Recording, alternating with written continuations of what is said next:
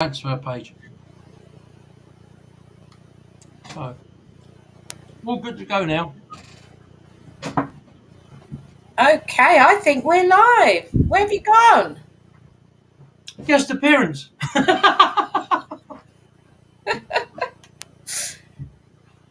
So, are we live again? I think we're going out live. Well, that's good. It says I'm on stage now, so if this is my Hey, stage, that's good. as opposed to being back. Do you know, it's been such a long time since we did this. I'm like, I couldn't remember how to set it up, and it was just like a mess. Well, your T-shirt was red. It's now faded. Is it? Oh, why is Yeah, that? pink. Well, it's taken so long to get a show on. Your T-shirt's gone from red to pink. So I suppose I have to start with apologising, don't I? What, to me? Well, to anybody who might be listening, because Well, we have had yeah, such a it's not long, long break. It's not your fault you were in prison, so you can't. You can't. You can't really be at fault for that, yeah. I I was, need you to be know, fair to you. I need to be fair to you, just in case there is a listener out there. She hasn't really been in prison because she's done something wrong. She's actually been doing it for the right reason. for the right reasons, Yeah. yeah. So I've been on a 6-week residential training course, and the Wi-Fi was awful, so we weren't allowed to. Couldn't broadcast. There's no way in the world I could have broadcast live. So not behind bars. not behind bars, no. But I've got to say, I did my time. Did it. And now I'm back out in the world where Your kids aren't very happy. They told me about your cooking. yeah. God, they lost so much weight in that 6 weeks. It's like, oh my gosh. Well, one of your sons is not there anymore. I think he's disappeared. He's become invisible. Where is Josh? He's gone. He's gone. He's gone. And I've been told to shut all the doors between the study and the lounge because, of course, Man U's playing tonight, isn't it? Well, they are playing against Wolves. I think it's obviously, yeah, I think Wolves are going to be relegation fodder this year, I've got to be honest. Yeah, and probably Luton will head the same way, I think. Yeah, Luton, Sheffield United and Wolves, they're the three for me. Yeah, quite possibly. So there could be a little bit of screaming and shouting going on in the background. Why? Does somebody support Man United? Yes. What a surprise. They're not from Manchester. I know. My youngest does, and he's got a friend coming over to watch it as well. So, yeah. That's an amazing statistic that Man United fans don't come from Manchester. That is a real statistic. That is genuine. Yeah, absolutely. I know it's. I don't know why that is. I genuinely mean that. Yeah. You know, when I was a kid, I used to like watching Man United. Obviously, George Best was one of my heroes. So. Yeah. Well, we'll see how it goes. I'm sure we'll know if they're winning or losing by the sounds in my house. Well, yeah, and I also get a beep on here, but I've got to go for a Man United win. I can't see anything else. I think Wolves would be lucky if they get 0 or 0, whatever you want to call it. But yeah, I think Man U are strong favourites. So we've got so much to talk about. Do you want to start on the subjects that no one listens to? To what? The basketball? Basketball. Will you stop? Well, the thing is, we had this discussion. So this program is supposed to be about the sports, which is fair enough, yeah? Yes. But your bit of basketball is centred only in Milton Keynes. And well, that's because the season hasn't started. I know, but Milton Keynes is like that big compared to the whole of England and the whole of the UK. And 99% of the people don't even know where Milton Keynes is. So as for where the Milton Keynes Breakers are, they wouldn't even know what that was. But we still have the best basketball team in the whole of the UK. So, you know. I thought when the Harlem Globetrotters come over, they're the best. Yeah, when they come and then they go. At least the Breakers. Yeah, I've seen them at Wembley, actually. I went to see them a few times when I was a kid. They're very good. They're very good. So should we go through? They've been very busy. The Breakers off season. They've been doing a lot of signings. Why are you sticking a V up about? Oh, sorry. Didn't mean to do that. Sorry. How are you? How are you then, mate? Two Scottish footballers got done for that. Do you know that? Did they? Yeah, Oh, that was an international match. The two of the Scottish footballers who weren't playing in the match, they were substitutes, were very disenchanted with the manager and the selection, and they sat down like this basically for about an hour doing that in front of the cameras. oh, but Yeah, that's blatant. That's blatant. absolutely, and they got done for it as well. I can't remember the name of the players who did it. It wasn't that long ago, and if there's anybody watching, they will dig it out of YouTube or whatever and go, "Oh yeah," and it definitely happened. Yeah. Well, that one will be an interesting one. We'll see if anyone can find I it. think. Um, I can't so think the of. basketball, the Breakers have, Oh yeah, go back to basketball. yeah, they've been busy. Sorry, the Zeds are coming up. Stop it, you. They have been busy signing. So returning for the Breakers from last season is going to be Luke Gregory. Re-signed is, oh my God. Nothing like being prepared, everyone. I just got totally blank on their names. 8 weeks to prepare. Jordan Spencer's re-signed. Mike New Jr. has re-signed. We've also kept hold of Dante Langley, big fan favourite. And we've also kept hold of, what's his face? I don't know. You know, the other guy. The other guy. The other What they call him? Number 9 is called the other guy. Yeah, Blaine Freckleton. So really good to see that the foundation of the team are there. But we have made some new signings. Stop laughing at me. I told you it's been a while. So stop. Okay. So what have we got? The sweeper, the cleaner? So we have signed a guy called Andre Arisol. What you laughing at? Well, lucky you didn't say that wrong. All right, okay. Maybe it's like Arisol. You know, maybe it's like that. Arisol. Yeah, but you might have said that wrong. Oh, I may have, but I didn't. I'm a And it could have professional. come out as something else a bit lower down. I'm a professional, Steve. Remember that? Honestly, the one person that was listening has now fallen off the chair laughing. So Arisol, that's what I'm going to call him from now on. So then I can't make a mistake. He is born in Northampton, so he's a local lad, and he joins us from. Milton Keynes is local. Huh? Yeah, it's only up the M1, isn't it? Yeah, 15, 20 miles. Yeah. He's a point guard, and he has joined us from a D1 team, Worthing Thunder. So that's a really big I've got to tell you, I haven't heard of any of the people you've mentioned, and the only bit of this conversation I know is the word basketball. And D1, you heard of that? D1? It's where one of my dogs runs in. That he runs in lately. He runs in D1. Yeah. So we've also signed Leon Henry. Can't get that one. He's also a Northampton lad, and he played from the D2 side, the Leicester Warriors. So actually, he's going to be really good because obviously be playing in D2, and the Breakers are going up to D2. That's it's good to have that experience behind us. Oh, okay. So D1 and D2 is above what Breakers were in. Were in, yeah, but now we're going to go into D2. Okay. And then we've signed Chris Tawaya. I think that's how you pronounce it. Chris Tawaya. Tawaya. He's 6'9". Listen, he's 6'9". Yeah, basketball players often are very tall. 6'9". I know, he's about 4.5 inches taller than I am. That's crazy. So he's been playing abroad. He's been playing over in Europe. Mm-hmm. And he's been playing in some of the top leagues in Europe. And he's come back to the UK and signed for the Breakers. That's good. I wonder how much money they earn a week. Oh, I don't know. Couldn't say. Well, I don't know. I don't Couldn't know. say. I don't know what a good wage is for a basketball player. No, me neither. Me neither.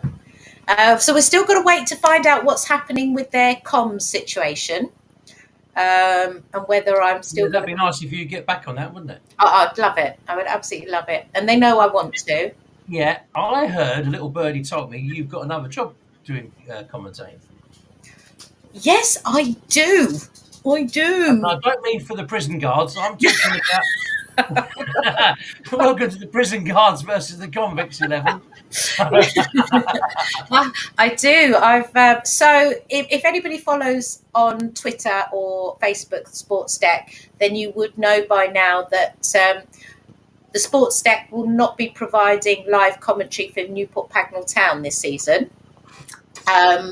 We had a great offer from AFC Dunstable, which, as we know, is a step up the ladder, and we will be supporting AFC Dunstable with their live commentary for this season, for the majority of their home games.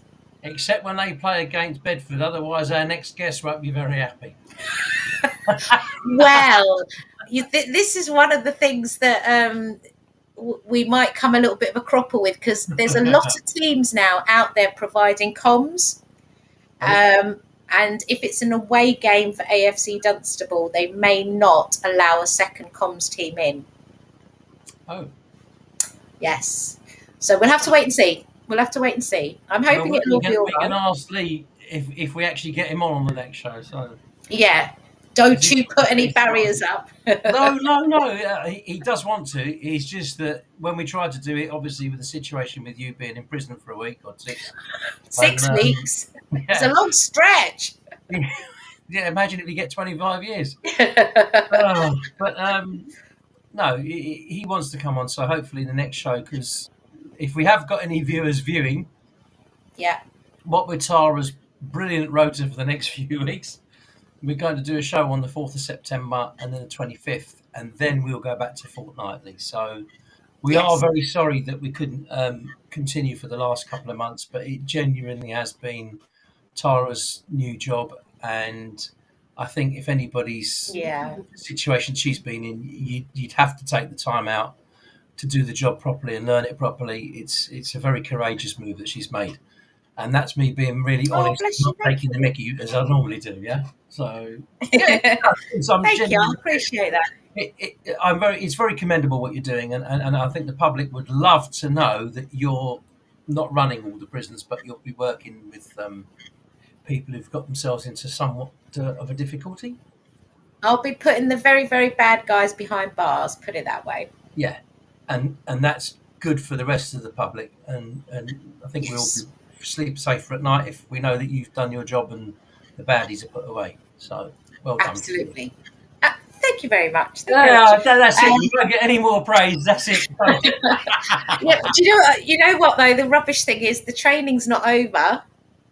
Yeah. So we'll have to go back and do another 2 weeks there, and then another 5 weeks at some point. Is it like Police Academy? Yeah. Because that was a very funny setup. Well, some of it was very comical, believe me, that 6 weeks. But no, it is at the police training centre. Which one? In Salhampstead. In where? In Reading, near Reading. Oh, Reading, right, okay. Yeah. And it's all residential there, so well, and of course it's in the middle of nowhere, so the Wi-Fi signal is just terrible. I know. Funny you mentioned that, because I didn't know that's where you were, and I was down there on Friday night because I went to watch my daughter row at rowing college at Shiplake, which is Henley. It's just south of Henley, and we stayed in the hotel overnight. Well, it was a pub sort of hotel, and part of the way we did have a rubbish signal, so I do appreciate when you're in the middle of nowhere. God, it's really difficult. Amazing, we're living in the 21st century and you can't get a signal. I know. Even to make a phone call was bad enough, so could you imagine trying to live stream something? I know, you'd have just been going round and round like dial-up it was. Yeah. About 35 years ago. Exactly. You'd have to put the noise on the So yes, it was a mess, but we are back. We have sort of planned out, bearing in mind I've still got a holiday to come in September. how we're going to do the shows over the next couple of months. And then I think once I'm back from holiday, we should be sticking to the 2 weeks, shouldn't we? Yeah, and obviously with a bit of luck, we'll have some guests on. Got a few people lined up, but Yeah. Yeah. trying to not just do football, and if it is football, is maybe manager, then an ex-player, and maybe a coach, so you get a different type of view. Maybe someone in fitness, Yeah. maybe someone in tennis. We've also got that guy who did futsal who might want to come back. Yeah, because he's got to give us an update. He did say he would. He was very interesting, and obviously, we've got to have what's going on with the world of sport, and I mean, it's obviously dominated by golf, cricket, and football at the moment. The golf, because of they had while I was on holiday, obviously they had the Open. The cricket, we've had the Ashes series, which great series. Yeah. I think England robbed a little bit, if I'm totally honest. Yeah, a bit unfortunate. But I still feel that, in my opinion, if I would have been captain of the cricket team, I think with the way I played cricket, yes, I did want to win, and yes, I did want to knock the batsman's head off. But boy, I didn't want to do it in a way where somebody left a bit of taste in their mouth. And I don't think that. I think as a captain, he should have called Bairstow back, in my opinion. And they may have lost the second test, the Australians. Yeah. Or they may have won it because they got him out, but then there wouldn't have been this sort of bad feeling in the mouth. Yeah. It always seems to happen, though, doesn't it, with England and Australia? There's always something.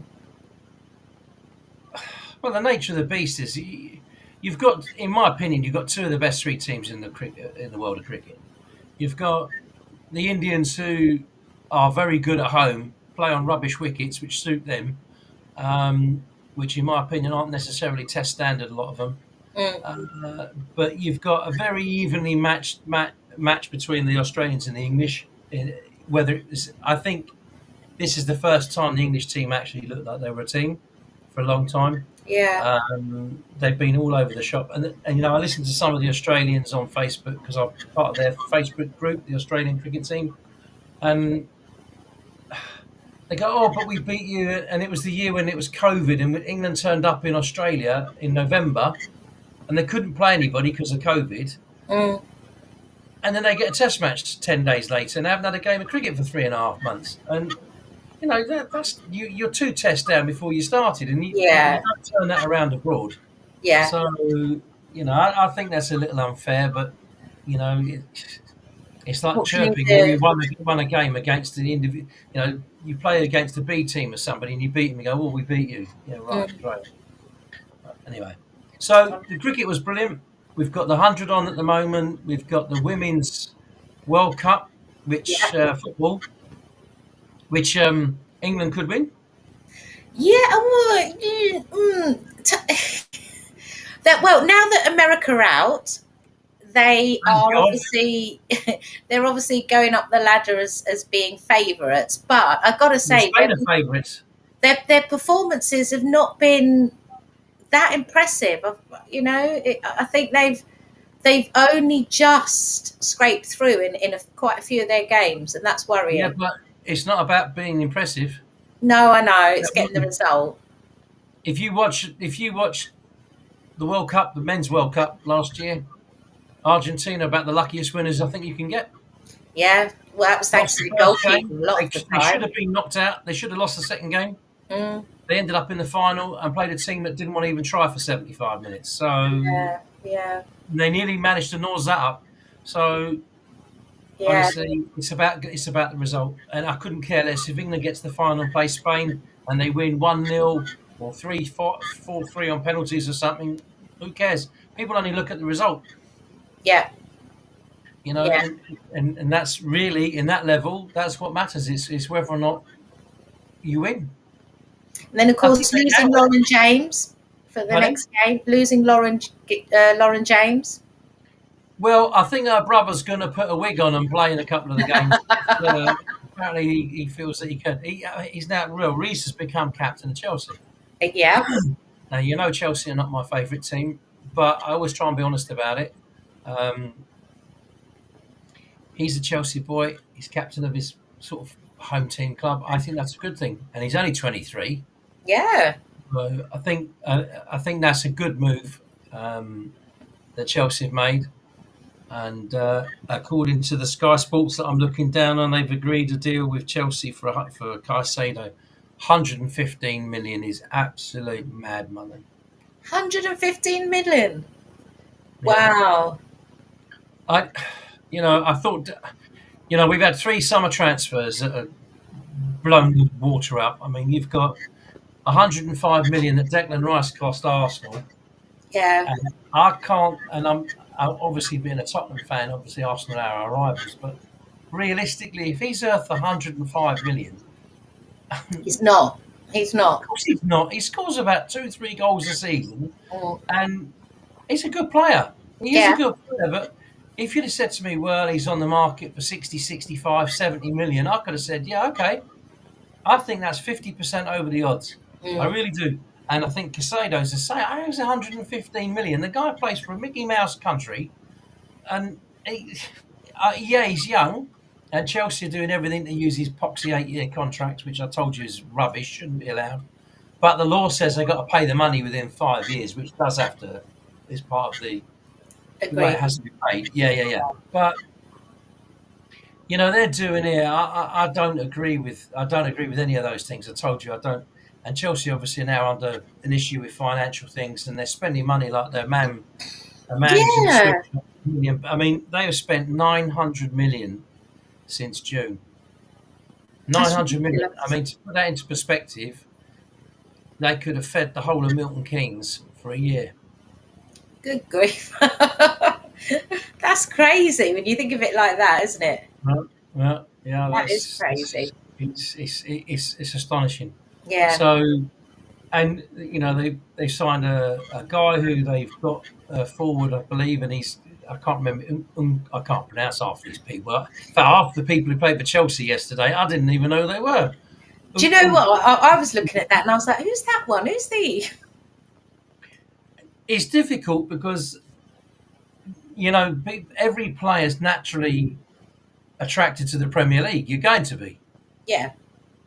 The money's there. It's without doubt the best level of football. The only league that gets anywhere near the Premier League is La Liga.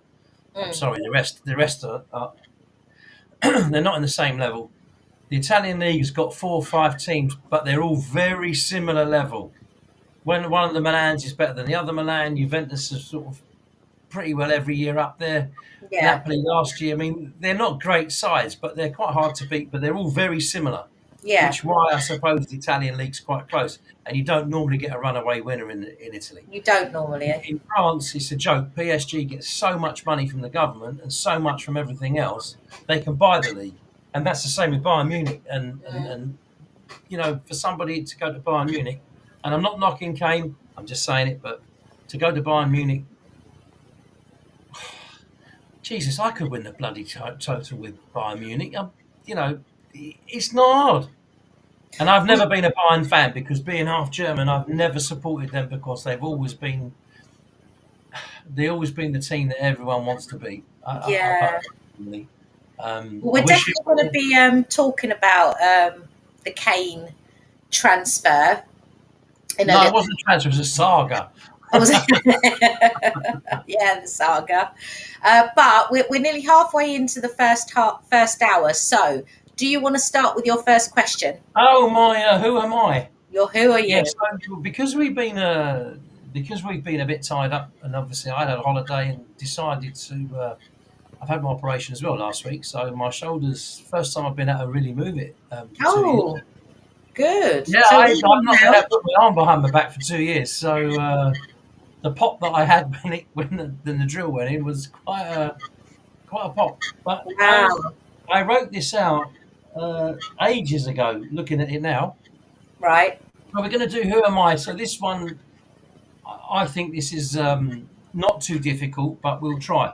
So first bit of this, I was born in 1982 in the northwest of England. Okay. Mhm. So well, that's a bit vague. something to think about. male or female? Male. Oh, okay. Okay, that helps. All right. Well, I haven't got a blooming clue, so we'll just have No, well, that's normal. we'll wait till the next one. So, Go on. you want to talk about the saga with Kane? Well, Let's you talk said to me about off the air. saga. Yeah, you Yeah. said to me off air. You said off air that I was sure he'd stay. Yeah. Well, I think when we've discussed it in the past, and there was chitter chatter about, is he going to stay? Is he going to go? You were always adamant he's going to stay for, various reasons. Well, there are three reasons why I always thought he would stay. The first thing is his wife is due to drop her fourth child in the next couple of weeks. Yeah. And I didn't think the travelling particularly good idea when you're that sort of far gone. Yeah. He's very settled in England. And of course, if he would be playing in a team that's attacking like it was shown yesterday on the TV, where we clearly looked a little bit lost up front. If he was playing in a team like that and scored 30 odd goals this season, he would be, 15 or so behind Shearer. And he may think to himself, well, if I do another year, I'll have broken it and then I'll be 31, 32 and I can go abroad for 3 years. But I think that evidently his initial conversation with Postecoglou was, if Spurs get the right offer, I'd like to go. I know there's a lot of people who they've dissed me because I've said he would stay. I think a lot of people don't really understand the full intricacies of this because he hasn't asked to leave. He hasn't said, well, that's it, I want to go. He's made it very clear to the manager and to the owner, look, if there's a deal and it's the right money, I'd like to go. But if there's no deal or it's not the right money, then I'm happy to stay. So I don't think he was ever 100% got to go, 100% got to stay. And I think it's a bit like when we had the vote for leave or remain. It was always going to be quite that they thought he'd stay. I think that a clause in there that gives Spurs the option to buy him back. And by how he's come across Kane with what he said in his interview, because when you get to the end of the third year, when you go, we'd like you to extend your contract by 2 years. The press and what he said on the Spurs website is that in the 3 years out in Bayern, they'll win the league. But if he comes back and he thinks, well, Spurs will take me on for a 2-year contract with an option of a third. No. So a lot of it's in his head. He's a very much himself. Takes care of himself, yeah. Yeah. So maybe 20 the first one. And he'll get those goals. And if he hasn't got it by the time here and take 6 penalties or something to make sure he gets them. But that's kind of the way I see it going. I don't see him ever going to any of the other teams in England. I know that people say, well, Man United would like to have had him, or Chelsea would like to have had him. I can't ever see Tottenham that. would never have sold to another English club. Never. No, and I think the thing is, when you look at the way it's been done, Kane's never come out wanting to go. If you look at Mbappe, I don't want to play. And so PSG are going, well, all right, don't play, but you can go and train with the kids because we don't want you around the first team. Which, for me, I understand why PSG are doing it, but it's stupid because PSG are going to lose a player worth 200 million for nothing. Yeah. And why would you cut off your nose to spite your face? It makes no sense. No. If I was PSG, I would have said to Real Madrid, right, you want to have him because they do want him. You want to have him? Fine, have him. How much are you prepared to pay? And if they say, well, we'll give you 100 million, like they can say, well, the Kane deal is 100 million.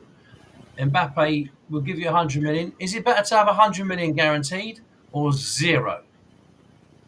Exactly. You're going to go for the cash, aren't you? And Always. in this case, he's definitely going. Yeah.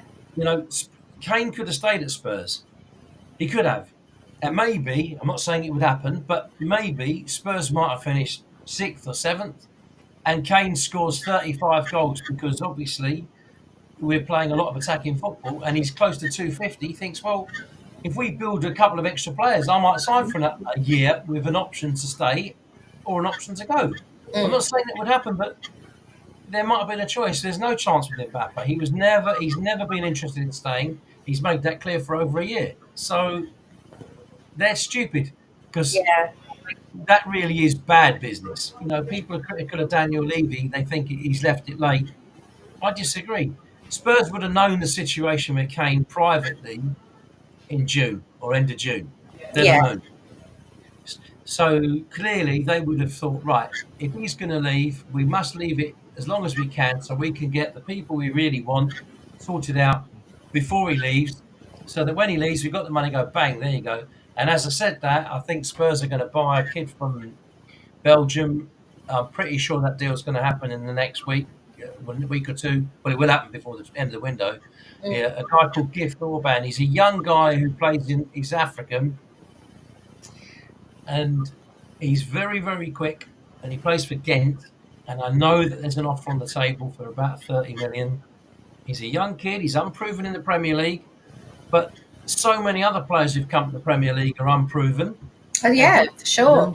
Brighton especially, they buy players that you've never heard of for peanuts and then sell them for unbelievable money. So it's not just Casido. I mean, they've sold a lot of players, Brighton, for fantastic money. Yeah, so whoever their scout is, he's absolutely different gravy.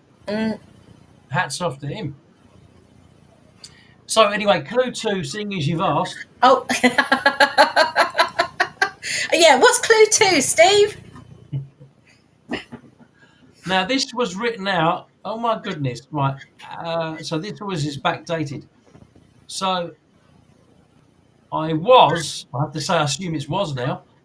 It must be was. I was currently ranked top of the world in February 2023. Oh, so very recently. I'm now going to go and check. Well, what I'm going to check up now is where we are. I'm just going to have a look where it is at the minute in terms of. Oops, that's that one. I need the other one because I got that one the wrong way around. Because when I did the questions originally, we want that one. Okay, so. Okay, well, that just goes to show what happened. But okay, I know where we are now. Okay. So I have to make the point of saying that was in February 2023, so recent. Right, so that means he isn't now number 1. No. Okay. Okay. Is it a golfer? No. Oh, okay. That was worth a try, right? Yeah. Definitely worth a try. But my next clue is going to make you sort of get a bit muddled up, so that's the whole point. Oh no. Well, you've got to have a bit of fun. I've had a long day, Steve. I can't do it with like. I'm waiting for you to go. No, really, and it's been a bit traumatic today. So, Oh, well, I will tell you that I went to bed last night at 1 and I was up just before 6 so I could book a driving test with someone. So we could both be snoring before the end of the show. I went to bed at 4:30 this afternoon for about 45 minutes, 10 minutes and the phone rang. Oh my gosh. So going on to these transfers, because there's loads. So obviously, I think we've it's been gone. I'm glad because, to be honest with you, apart from last year, it's got on everyone's nerves. Yeah, like you say, it's done now. So, I wish him well. I do. I really genuinely do. I wish him well. I hope Bayern don't win the league. Not because of him. I just can't stand Bayern Munich. I never have. I never will. I've always supported a different team back home because, quite frankly, anybody to beat Bayern Munich's a good thing. But that in that respect, I'm sure they will win something. But I really dislike Bayern Munich. Well, we'll see what happens. Let's see what happens. So Neymar, he's gone to Saudi Arabia, hasn't he? He's gone to Al Hilal. Saudi Arabia, where are they getting all this money from?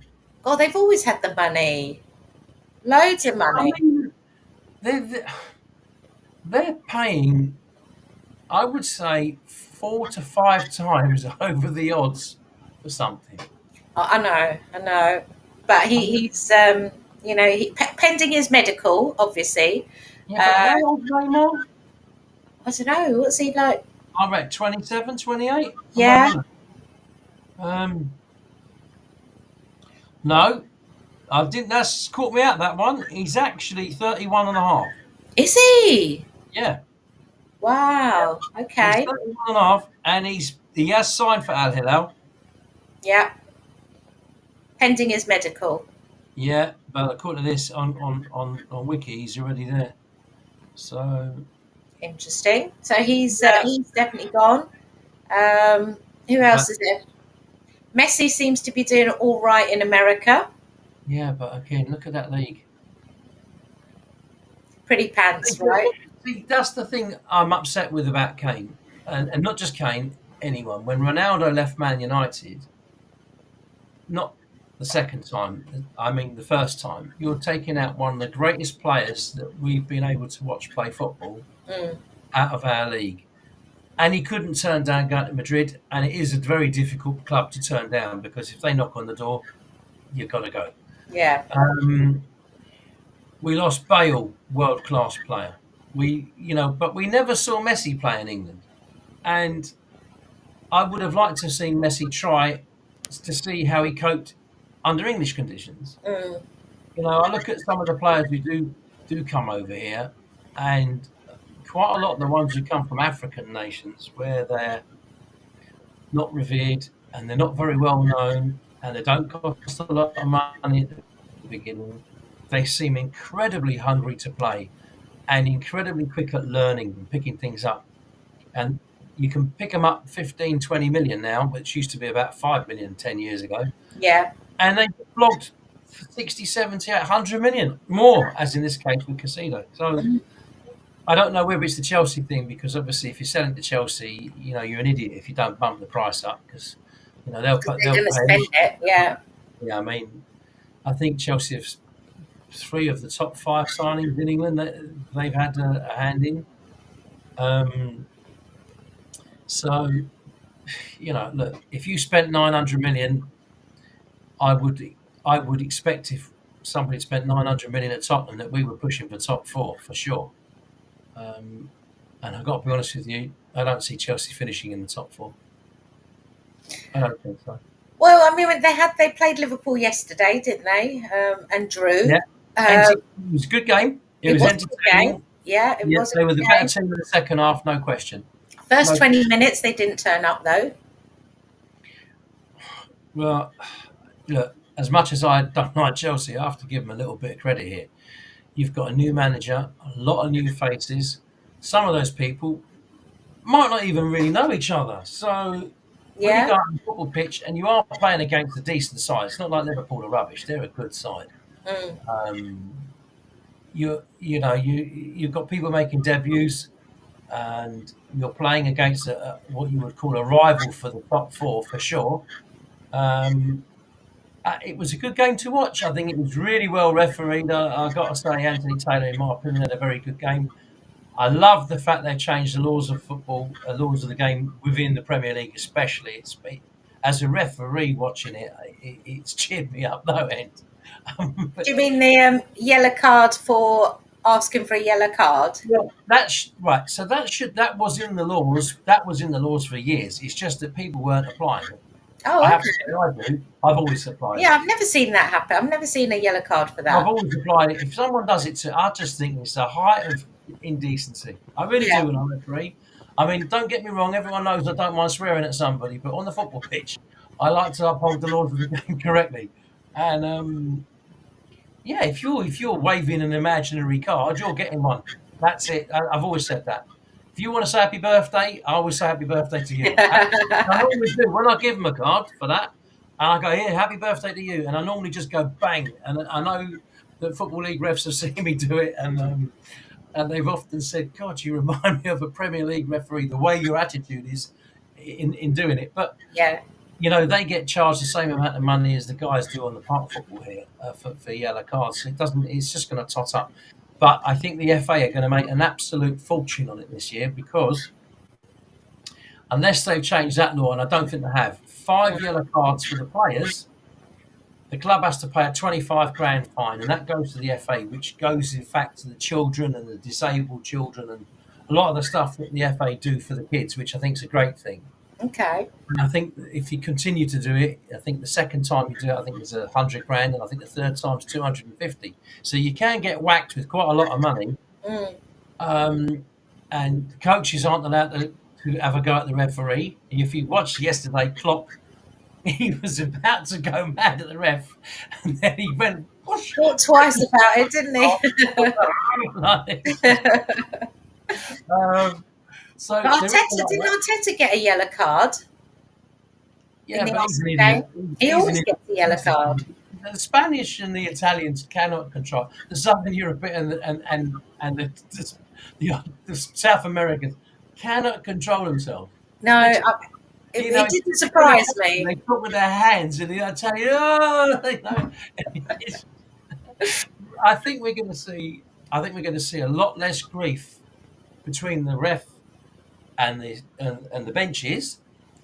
But I think we'll see, and I noticed, and I have to say, I think as a football fan, first and foremost, where was the time wasting? I watched the Spurs game, which got delayed at the beginning because there was no water. Thames Water broke. Whatever they were doing, it broke. And they didn't have any water at the stadium. They didn't start the game on time. And then they couldn't sprinkle at half-time, which they needed, because you could see the pitch dried out. It didn't help for making better football in the second half. It certainly favoured Brentford. There's no doubt about that, because Brentford stole a draw, in my opinion, yesterday. They were outplayed the whole of the second half. Yeah, they got lucky. I think they got away with a bit, deflected goal as well. Soft penalty. I'm not saying it wasn't, but they are soft. I mean, honestly, falling over like a feather, it's a joke. But they had 11 minutes of injury in the first half because there was a clash of heads. And that's good, but you notice there weren't players wasting time, because now what's the point of wasting time? It's all getting added on anyway, and now it really is getting added on. Really is getting added on, yeah. And the referees have been instructed, even if the goalkeeper does it at the beginning of the game, caution immediately, which I think is great, because we've got to cut this out. Fans want to watch a game. They're paying hundreds of pounds for a game of football, and you can't sustain it if every game you go to. I mean, last year perhaps was the worst ever. It was less than 50 minutes a game, ball in play. That's terrible. Really? Yeah. It's terrible. People don't want that. They want to see a game of football. And Chelsea's game and the Spurs game were both highly entertaining. Yeah, they were. The only football I saw this weekend, so I've got to say, I can't tell you about the other games. Didn't see any of the others to comment properly, other than the highlights on Match of the Day with the goals. Yeah, no, to be fair, I didn't either. I was working this weekend, so I wasn't able to watch much. I did watch, didn't really keep up with any of the football until the matches they've played. They've drawn every game. So, they are evenly matched.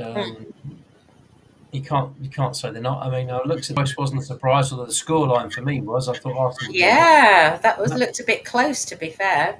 Yeah, Newcastle I thought would beat Villa, but not as heavily as that. I think that the results went kind of how expected. United, I'm sure, will win this evening, and you'll get the same runners and riders, I think, for the top 5 places. Yeah. I know a lot of the pundits think that Arsenal will win the league this year. I can't see it. I just don't see how they're going to cope. Man City have strengthened their defence. That's their weakest part of their team. Yeah, I mean, the only benefit Arsenal have this season from last season is their strength in depth now. So they've got a much better bench. When they struggle. Yeah, but they've got to play Champions League football as well, and that's a lot different from playing in the league, in the group that they were in last year in the UEFA. Absolutely. Where they had already qualified, just been pulled out the hat because they were the rubbish group. So, I don't think they'll win. I do think they'll finish top 3. You're Arsenal. Yeah, I do Yeah, think that we should. I've got to go top four there. I'm not sure.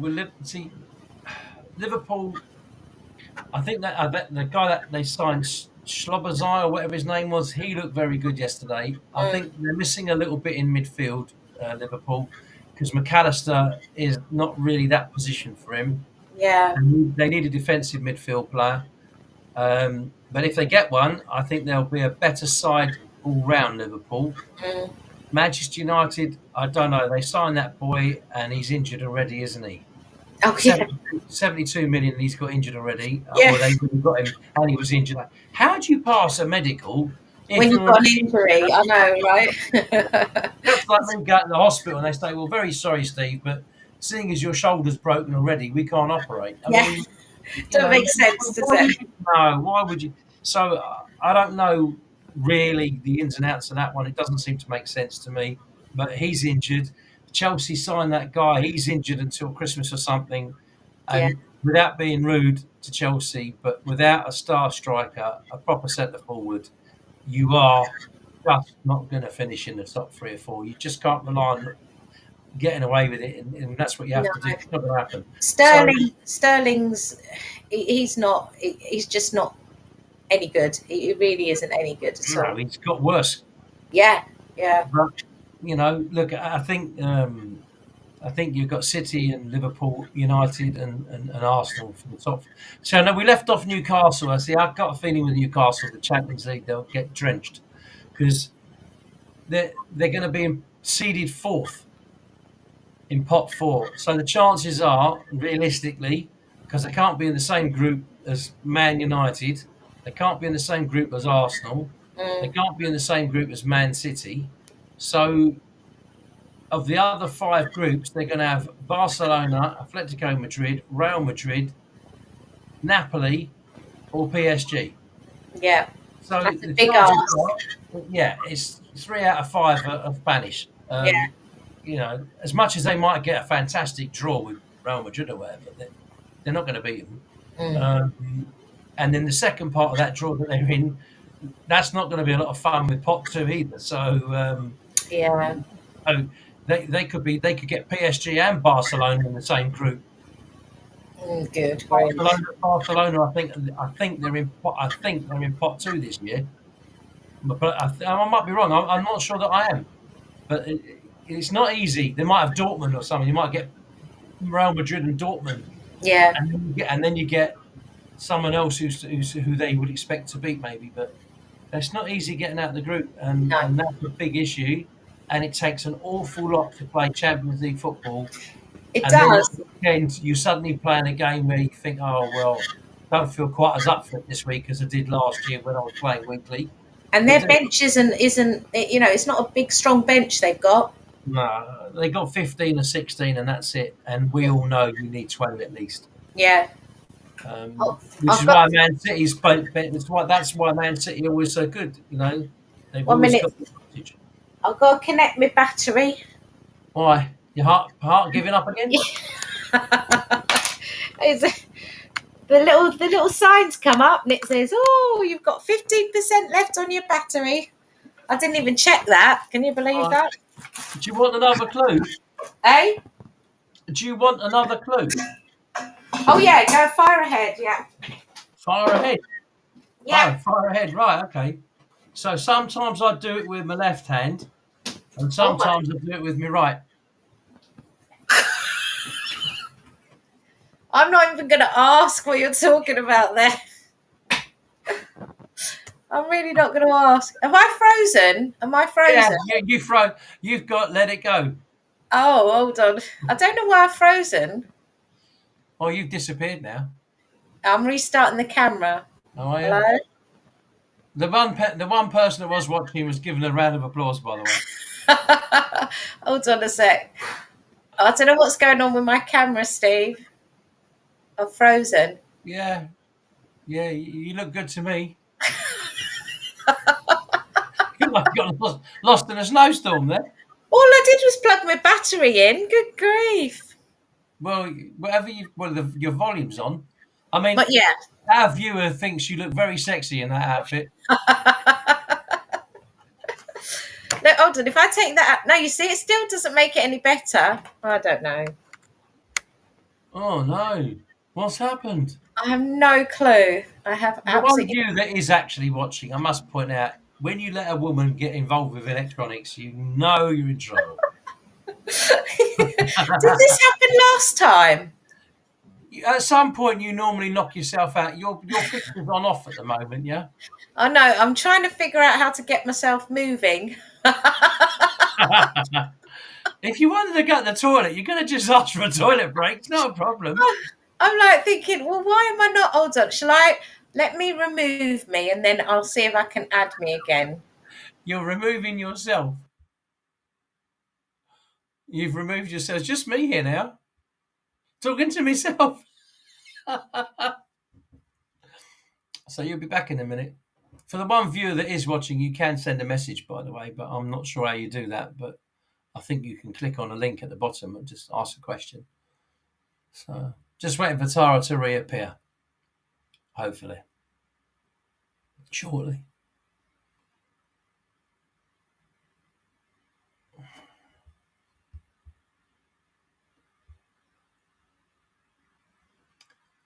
No chat. Okay. Well, we nearly got her back. Now I've got the picture of the sports deck up.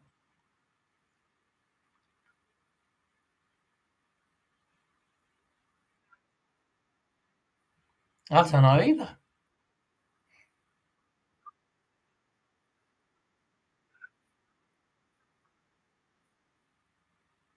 Yeah, well, just leave the thing up with the sports deck and you'll just have to chat.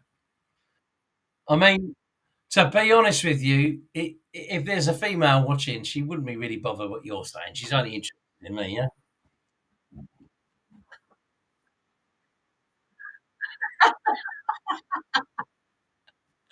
The funny thing is, I can pick my nose now, you can't see.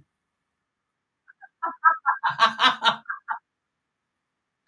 was just joking, yeah? I'm not picking my nose, am I? I'm just laughing.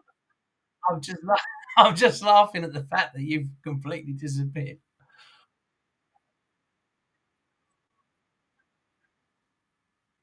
Yeah, I think it is because I've got the same microphone bit as you've got on, and it says I'm on stage, but maybe you have to ask yourself to go on stage. No,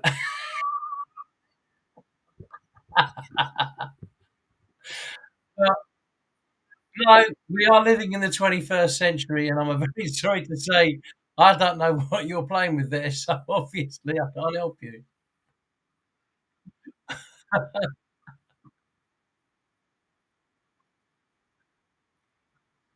Have you had anybody send you a message? Because I haven't seen anything.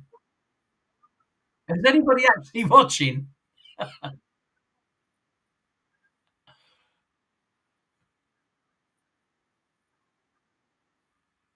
What banner? Yeah, it's got microphone, disable cam, cam mic, share screen. Just got Steve the ref.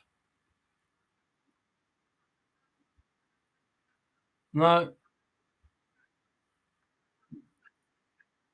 no, I don't see any of that because you've never set it up for me. Remember?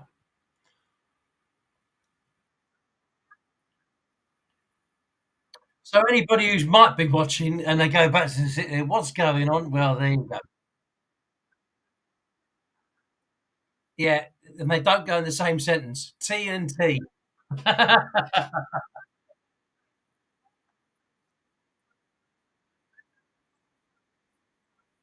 Well, obviously, if someone was to be watching, they might be wondering what's going on. But you can just put on the banner. We've had to close due to the fact that crash site.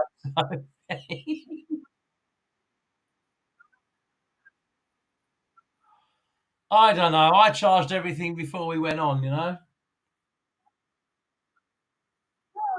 Some of us are more pro than others. It's you know.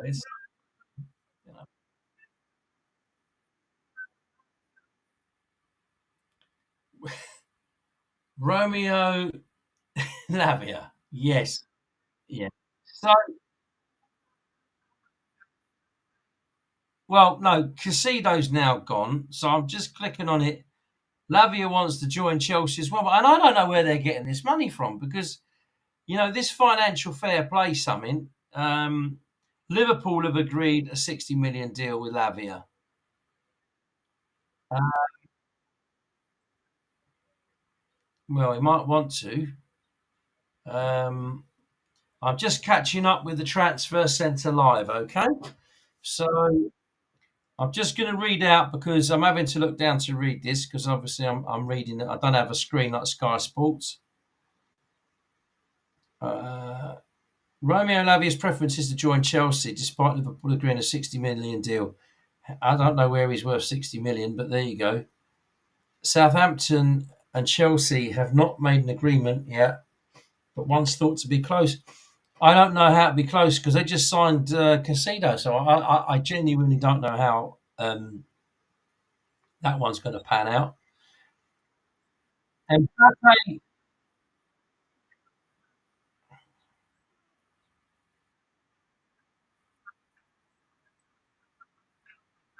no, that doesn't work that way because he's got to sign the contract.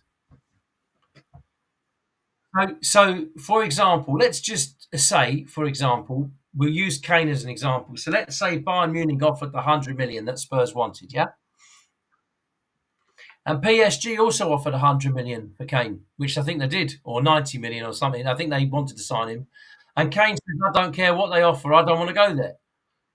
Now, let's say that PSG decided, well, I tell you what, we're going to offer Spurs 125 million and Bayern Munich have offered 90 million. Spurs say to PSG, yeah, we're prepared to accept your bid.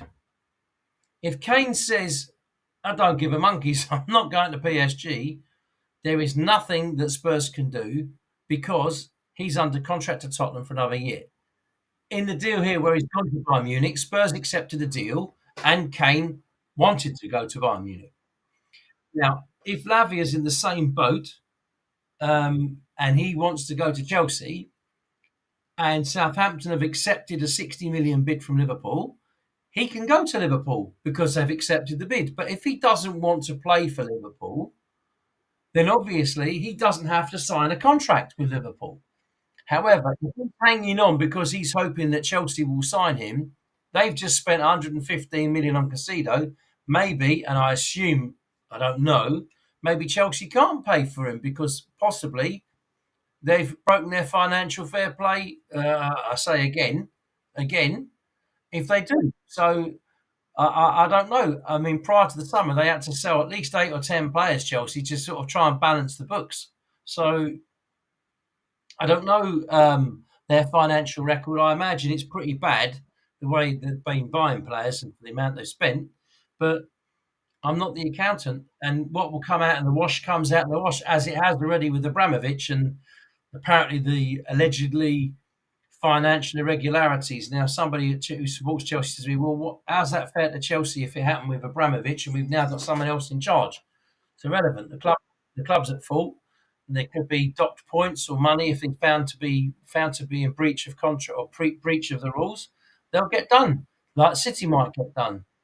There's no doubt the rules are going to toughen up, and financial fair play has gone from 90% to 70% now. So clubs have got to be a lot more responsible for their money.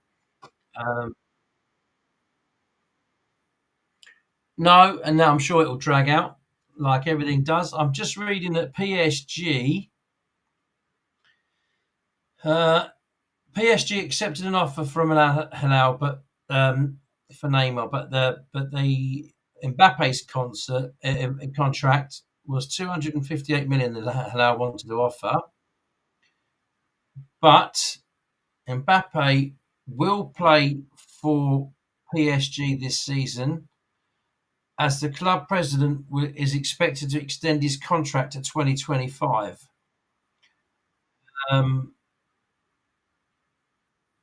I don't know what's going on here, but I'm assuming I could be very wrong here. I don't know for sure, of course.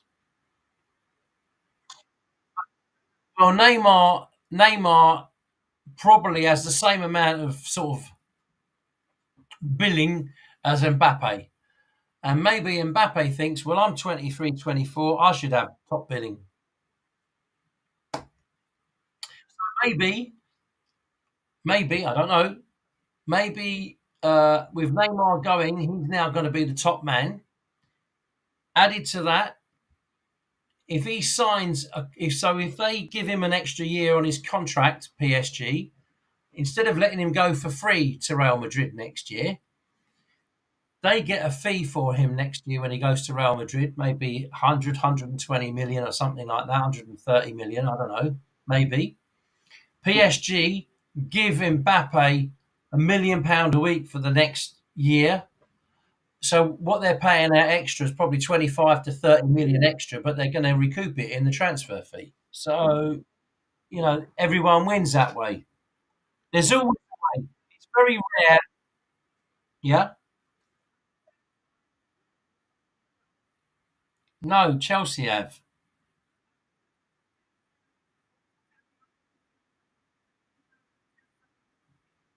No, no. You've risked the.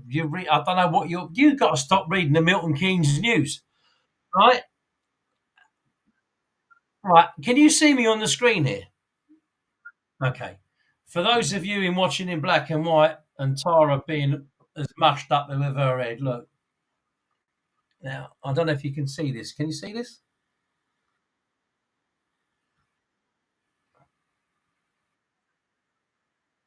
Chelsea sign Casido. Well, you're reading the Milton Keynes Express, I told you.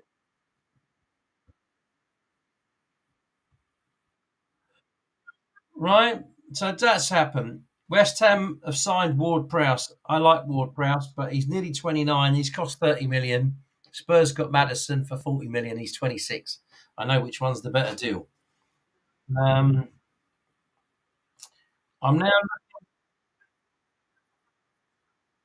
No, he's decent. So I'm now reading. I'm just going to update because obviously it's really funny talking to myself. Um, so I'm going to go through the big sides in the Premier League. So we'll start with Arsenal because they start with A. Um, according this is coming up using the Sky Sports app. Yeah.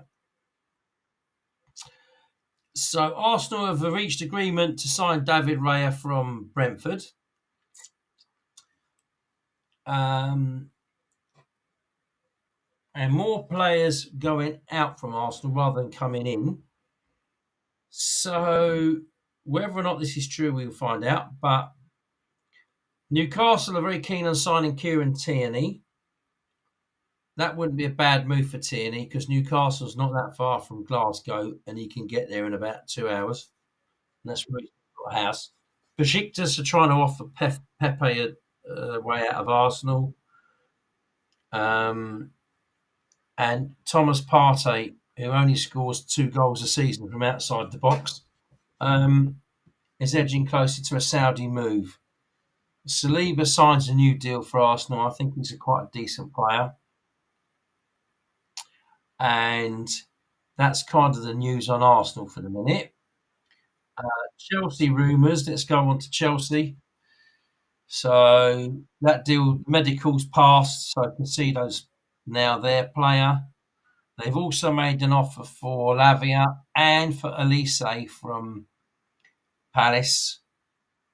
As I say, I do not know where this money's coming from for Chelsea. Um, Aubameyang's left. Well, he should have never bothered joining, to be honest. Um, and it says Spurs are not in talks for Lukaku. Well, I think Lukaku's possibly the biggest waste of money. Well, it's certainly Chelsea's biggest error. Man United's is obviously Pogba, and Tottenham's is Ndombele.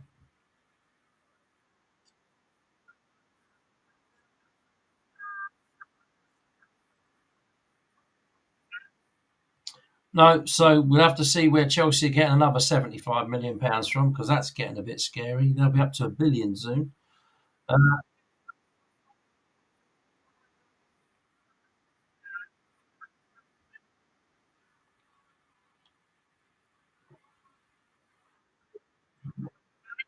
Yeah, but that's excuse me a sec while I clean up the mess I just made over my desk.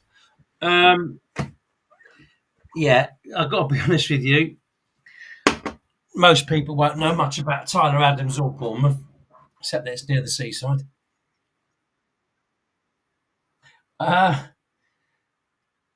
Saints have rejected a bid. Reds won't pay 50 million. There's not much news. There's not much news at Liverpool. Man City rumours. Man City. Okay, so City's still trying to sign Lucas Paqueta. Don't know about that. They seem to be after Mitoma, so they say, but I don't know about that. And will they sell Kyle Walker? Don't know. And most of this news. So, well, I know that Bayern Munich wanted to sign him. Man United, whoopsie. Man United rumours. Let's have a look.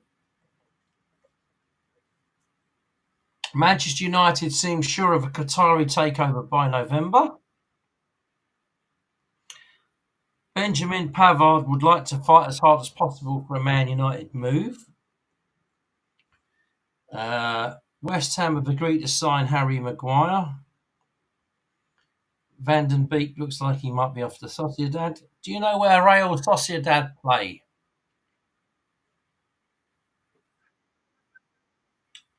Well, you don't have to know the name of the ground, but maybe the town that they play in. San Sebastian. Yeah, it's the first place you come to when you cross the border from France. So now, yeah, funny enough, I've not been outside their ground. I always like to visit the Spanish grounds. I did a tour of Valencia when I was in Valencia, funny enough. Um, and yeah, it was very nice. And the weirdest thing about doing that tour, right near the end, I asked the lady who was doing the tour, I said, "Where's the referee's room?" Because, I sat in the changing room, walked up the tunnel, I walked out onto where the pitch is, I sat in the manager's seat. And she said to me, "Oh, you come out of the changing room, go up the stairs, and then turn right. It's right next to the chapel, the indoor chapel that they've got there, yeah?" And I've got some fantastic photos, which obviously would be good if I could upload them, but I don't know how to do that. But yeah, that was a really nice morning for me. I'm just going back to where I was in here.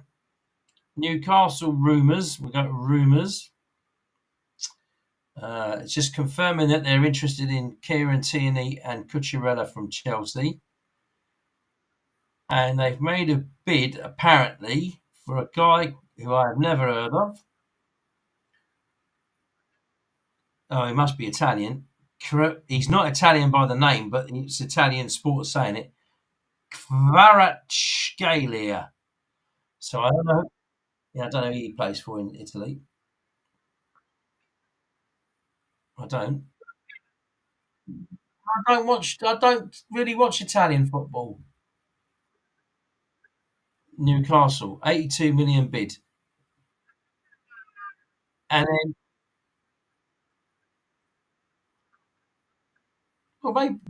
yeah, I don't know. I don't know. Maybe said his name wrong, but I think so. And they're also after Gui or Gay from Palace. I know that. Um, that's where we are with Newcastle. Spurs rumours. Right. Okay. So Tottenham are likely to make an inquiry for Ferguson. Yeah, I like him. I think he's got a bright future. Not interested in Lukaku. Chelsea are willing to listen to offers for Gallagher, who I think is quite good. But he looked good yesterday, but I'm not sure he'd fit in at Tottenham. He's a bit of a hothead. And the other stuff, well, I don't know. It's not nothing I don't already know. So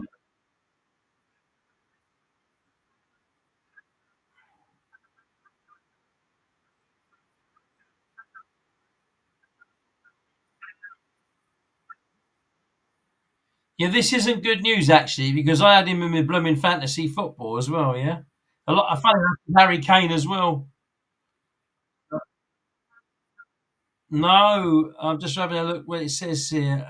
Unknown return date with the knee injury that he got. So I don't know. Um, yeah, I'm going to have to change a few of my players for next week because I've been a bit lumbered here. I've got Henderson in goal. He's not played. He's injured. Mings was in my squad. Kane's in my squad. I've got Mitrovic who didn't figure me from Brentford. So bit of a struggle this, but never mind. We'll soldier on. I know you're asking for another clue. Right, I also have an area designated at a stadium with my name on it, but it's not the name that I'm often referred to.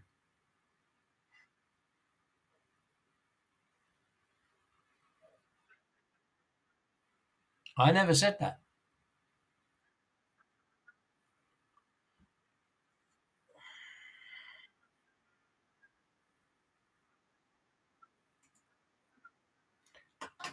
So his real name is derivative. It's a derivative of his name. He's known by the derivative of his name, but the stadium has got a stand with his official name on it, which will change, imagine, at the end of next year. It's real stinky.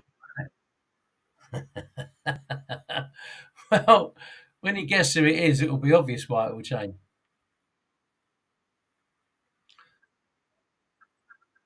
No, 'cause he wasn't born in 1982, was he?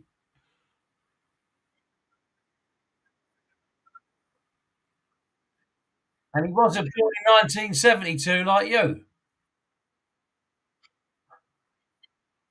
Gotta tell you something, you half look good on this snow cloud. So, Man United haven't scored yet. Well, I hope you don't hear any shouting till half time. I hope it's 0-0 at half time. I do think Man United will win, yeah, I've got to be honest, but I'd be surprised if they didn't. But you never know.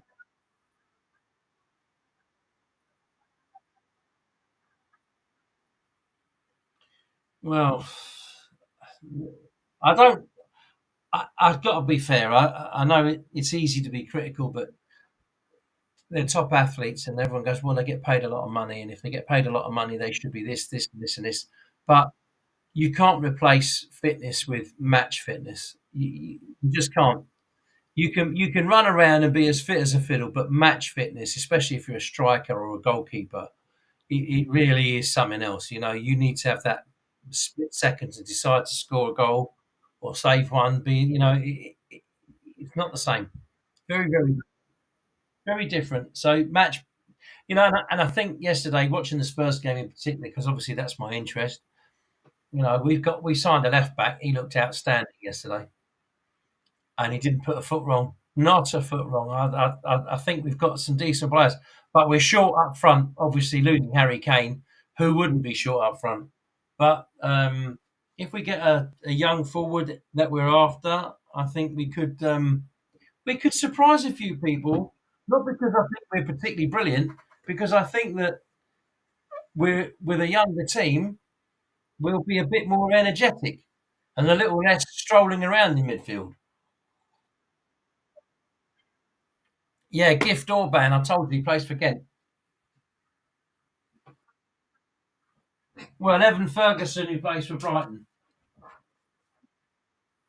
I think those are the two. We're looking for one more centre half. Looks like it's going to be a guy called Per Schurz, who's also Dutch, and he'll play alongside Mickey van der Ven, who yesterday, with the exception of the getting his foot for an own goal, I thought he looked very assured for a guy who's been in England for 3 days. He looked actually really decent, and we lost Romero after 10 minutes with concussion. So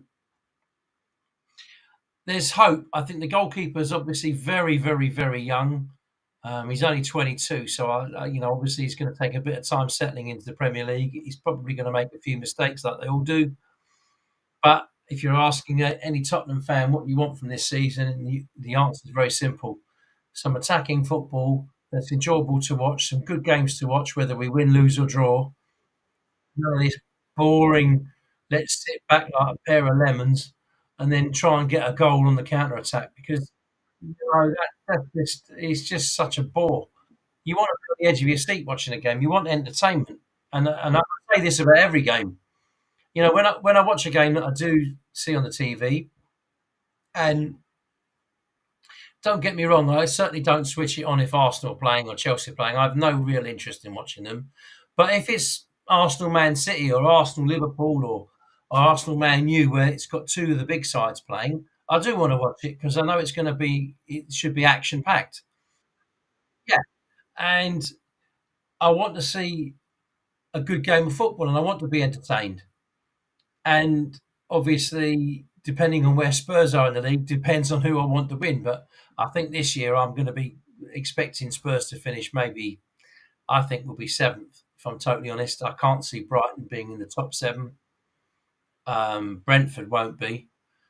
And I don't think Aston Villa will be. But I think the top seven will be City, United, Liverpool, Arsenal, Newcastle, Chelsea, and Tottenham will be the top seven, I think.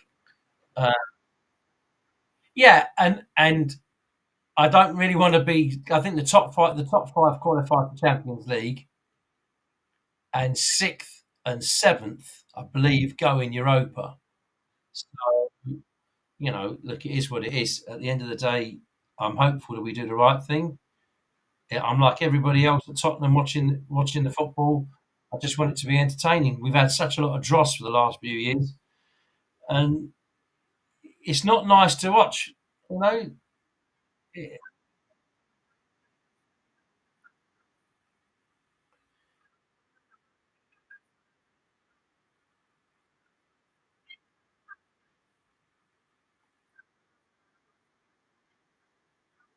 No, and at the minute as well for Arsenal, obviously with last season, I mean, I said to you in January last year, beginning of the year, sorry, I said to you, I've always said Man City would win the league, and there was a point I said to you, I think Arsenal will win it, and really, they should have won it.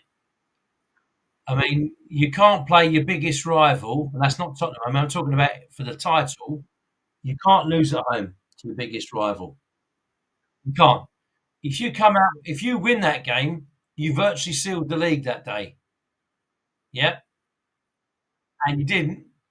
And from that moment, everyone was questioning whether Arsenal had the bottle, and obviously didn't. And and that result alone changed everything because when you went to the Etihad, I think Man City expected to beat you, and that's the difference between a team that's used to winning.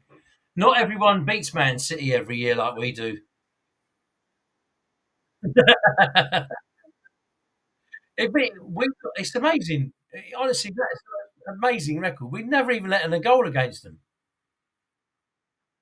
I know.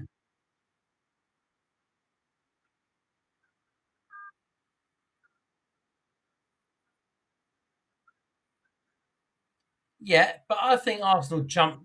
I think they jumped over a few hoops. If I've got to be fair to Arsenal, right? There's a very tense rivalry between Spurs and Arsenal. Fair enough, but I'd be, I think I'd be in an absolute minority if I didn't say that most Spurs fans have got friends who support Arsenal, and most Arsenal fans have got friends who support Tottenham. I think that's a very, very common situation.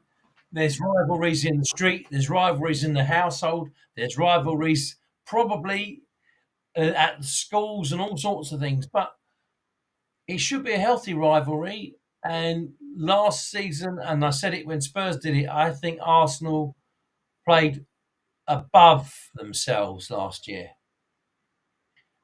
and I think they, like Spurs did under Poch. I think we overachieved by getting in top three, top two, top four. To do that for 3 or 4 years.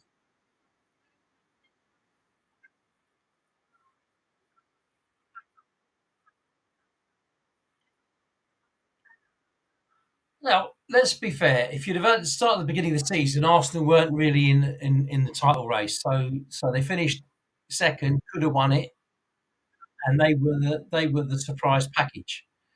You could argue that Man United were in transition. I'd agree with that. I think Ten Hag did a brilliant job when he came in. Chelsea were a disaster. Spurs weren't a lot better. So when you take them out of the equation, you're only really fighting Liverpool, who were a bit hit and miss. Um, so every now and then you are going to get a year when teams like Villa and Brighton and Brentford do very well, and you'll find that you'll get another year when it's the usual suspects, and they're the seven that I think will be the top seven. Newcastle are the ones that I can't make my mind up about. They could get bombed out of Europe very quickly, and they could end up finishing top three because they had a really good home form last year, and it can carry on sometimes. A lot of what will be judged with Newcastle will be they're playing away at Man City this week. If Man City wins 3-4 goals, people will go, well, we expected that. And Newcastle will already think to themselves, we're already also rans. If Newcastle was to go to Manchester City and win, all of a sudden they think, hold on a minute, that was unexpected. We might be more than just also rans. We might be real title have a chance in the league. And I think this is when you win at the teams that you don't expect to beat. So that mini league that they have is where you finish with the teams in the mini league. Last year, this is Tottenham. We lost away at Liverpool. Last minute joke, should have never been on the pitch to Giza, but that's another story. Um, we lost at Man United. We lost at Arsenal.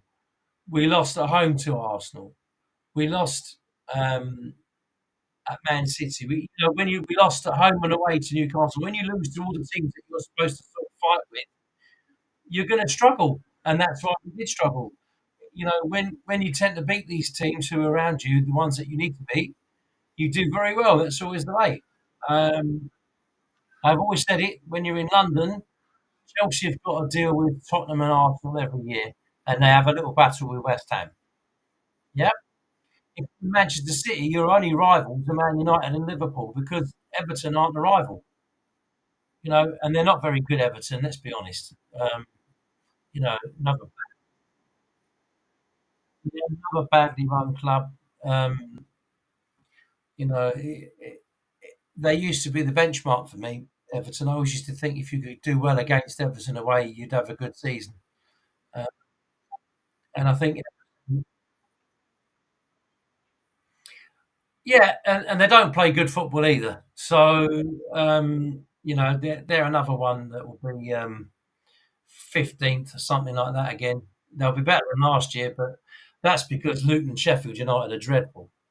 Um, I think that Wolves and Burnley, um, they'll be down there at the bottom end, and I think Everton will be down there.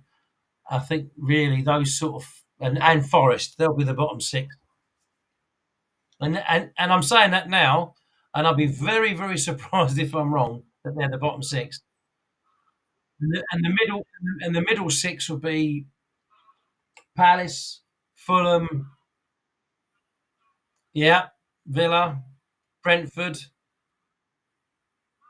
um, and a couple of others that I've left off. Who've I left off? Well, I've kind of that's 10. That's the bottom 10 for me. I think Villa be about 10th. I just don't see them when they're in Europe. I just don't see it Brighton the same. I think that well, Brighton losing their players as well. That's going to hurt. That is going to hurt. Yeah, but I've got to say that the guys that do their, I mean, you look at what they're buying players for, and then what they're selling them for. Profit wise, percentage, it's unbelievable. That Casado, yeah, yeah. How much do you? I mean, we'll pick the ones that they've done. I'm just picking a few out for you, okay? right? So we're doing Caicedo transfers over his career, right? I think it's let's have a look. So he moved to Brighton. Uh, and then he went to he actually went on a loan to a club in Belgium called Beerschot, believe it or not. But his transfer history, all right.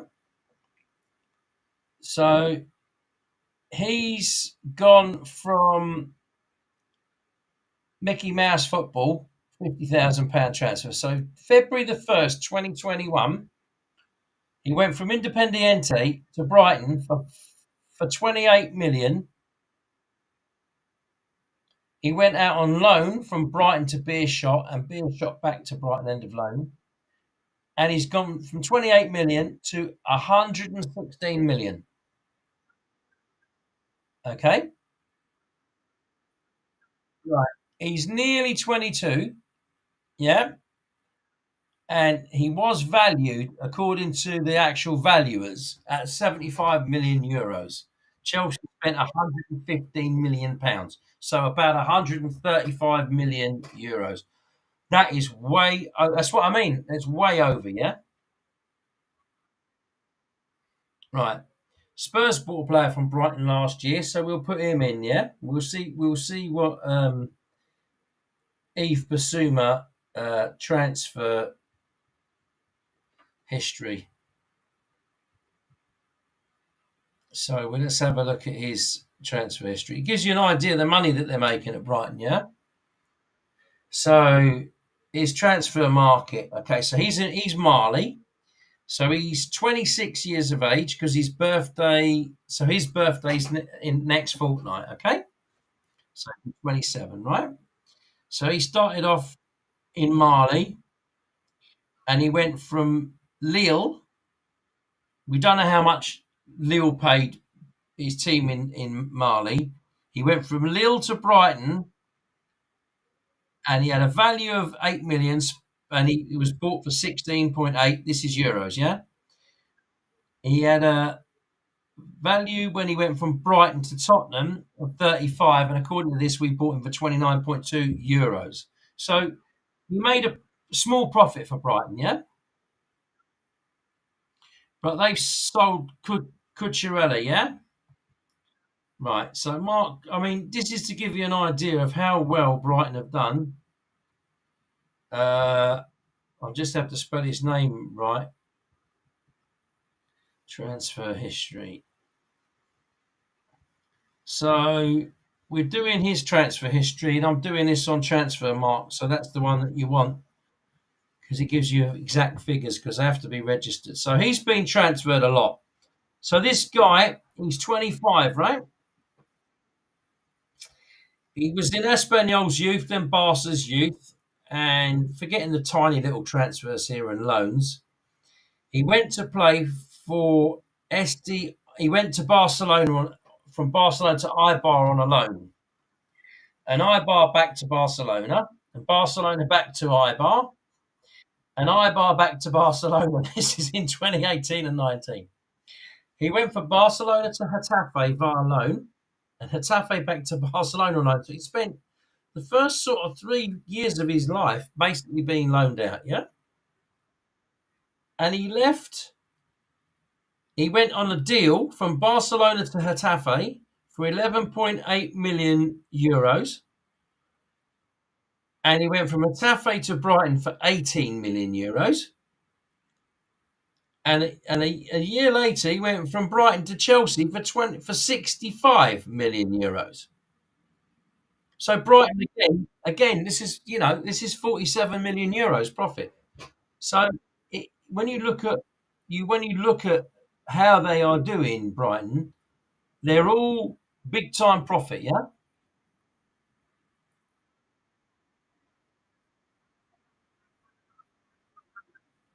Yeah, and obviously they're looking after their players. I mean, it's not. And I just picked out the three players that are sort of most recent. There are one or two others that they've got. Obviously, they're bought players as well, but they are very, very good at Brighton at making things happen, and you have to credit them. By the way, Man United Wolves is still 0-0. Half an hour gone, and well, as I say, it's still 0-0. And if we can get to half time 0-0, it would be very, very, very good news for me. I don't care if Micah goes up in smoke if it finishes 0-0.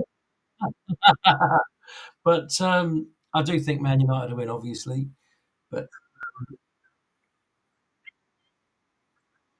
no, I'm going to have to switch the light on now because it's actually getting dark in here. Um, the sun's streaking across the sky, but it's on my left. So, um, so um, this one you might know. I once posed naked for Attitude. It's Britain's biggest selling gay magazine. I had to look this up because I wouldn't know anything about gay magazines.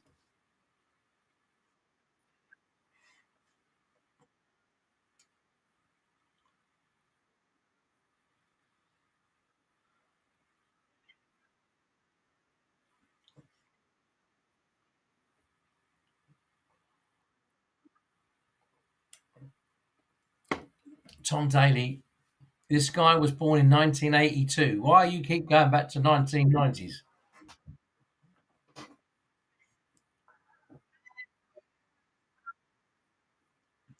Tom Daly, who is gay, openly gay, yeah, not a problem that he's openly gay. I couldn't care less who is or isn't. But Tom Daly, OBE, is 29 years old. Yeah. Um, and he's got an OBE. Hmm. Which is a little bit funny because the person that I'm trying to get you to think about also has an OBE.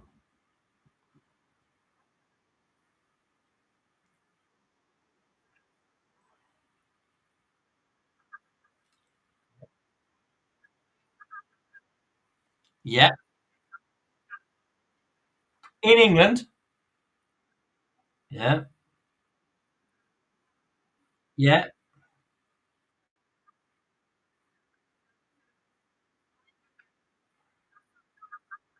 Yeah.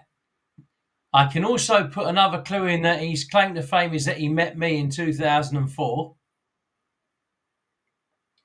and I introduced him to a young woman.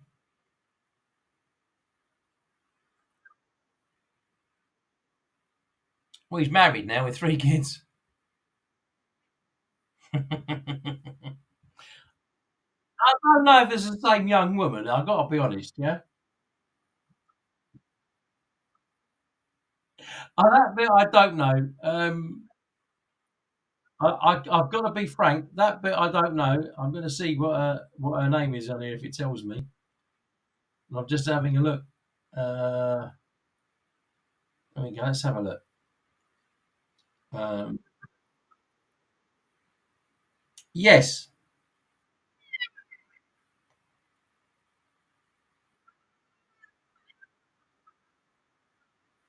Well, that's not bad. It's 25-9. Yeah, and you've only had one, two, three, four, five, six, seven clues. So that's not bad. No, no, that's not bad.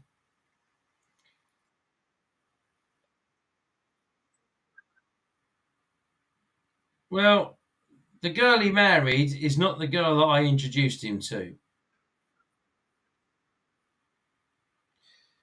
Well, anyway, she's quite.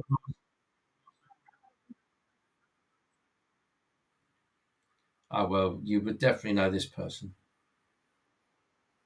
Yeah, 100% you would know. So, Yeah, you have got a bit of time, and I'm going to give you another clue. At I'm going to give you another clue in about 4 minutes at 22, and if you still haven't got it, I'm going to give you a final clue at 10 to 9.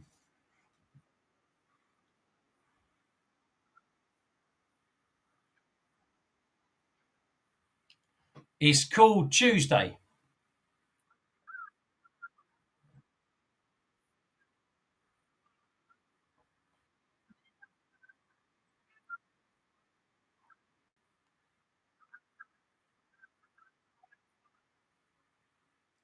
North Lee, as in Lee in Essex.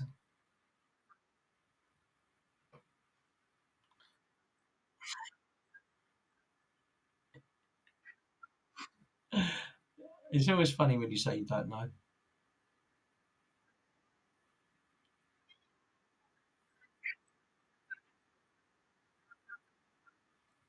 Then it's a different Lee. How are you spelling that Lee? Oh, it is the same. There's a Lee in Essex, Leigh. Lee on Sea.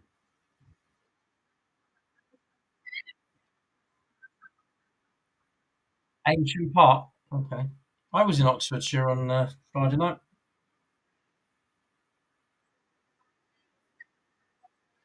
You will be. Are you going to the game? Have you got a ticket? Well, they just let you in and go, look at that, Tara. That what? Something's happened in the football, but I don't know what. Did you hear somebody scream?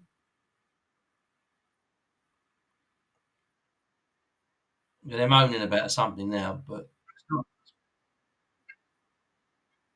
well, I don't think so. I don't think it'd been well, it's not a goal anyway. So um, yeah,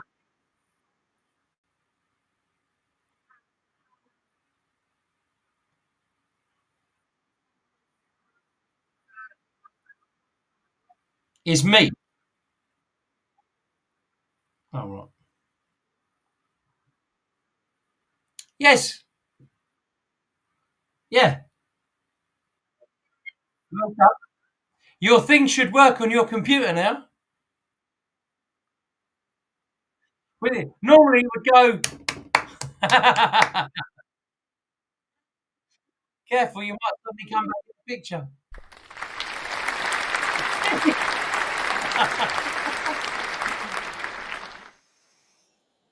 So so he's got the James Anderson stand at Old Trafford. But everyone calls him Jimmy. And I did legitimately meet him. That is true, yeah. Um, and we had quite a nice evening together in Barbados in 2004. And his nickname is the Burnley Lara. And when I said to you that he sometimes does it with his left hand and sometimes with his right, he's a left-handed bat and a right-handed bowler. And yeah, and he genuinely is a really nice guy. Yeah, but when I said to you that they're likely to change the name of the stand, it is because he has decided to continue playing cricket for another year. But the upcoming tours that England have got, the three tours that they've got, or the three sets of test sides, there's no test cricket until I think it's the end of January. And they're away in India. And because Broad's retired, Anderson, I think, probably thought, well, I'd like to stay on for another year. But also because he needs 18 wickets to get past Shane Warne. And I think once you get to past Shane Warne, he's not going to catch Murali. But as a fast bowler, 700 wickets is incredible. He only needs 10 for that. So um, he wants probably to go to India in the spring. But next summer, England play West Indies in Sri Lanka, and both of them are pretty naff. So the reason that he wants to play is because I'm sure that he'll scoop those wickets up and get the wickets he wants to get him through, because the Test series next year, I think the first set of tests are early May June, and I think the other tests are right at the end of August, early September. So I think the reason that it's quite clear to me that that would be the logic behind it, and you can't blame him, because obviously if he's got an opportunity to break the record, or to get in front of Shane Warne. I mean, Shane Warne was unbelievable, yeah. Um, so I think Jimmy, I'm sure that's probably what's gone through his mind. When you don't need a lot of wickets to make your dream come true, it's quite sensible to carry on going. I mean, I'm just clicking on this bit in a minute. So I'm just, yeah,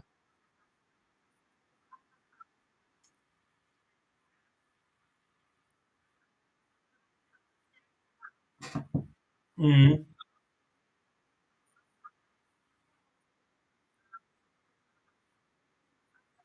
yeah,